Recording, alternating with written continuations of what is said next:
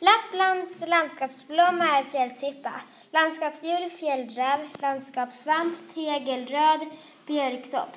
Och landskapsfisk är röding. Det är många turister som kommer till Lappland för att titta på midnattssolen, vandra, fiska och klättra i berg.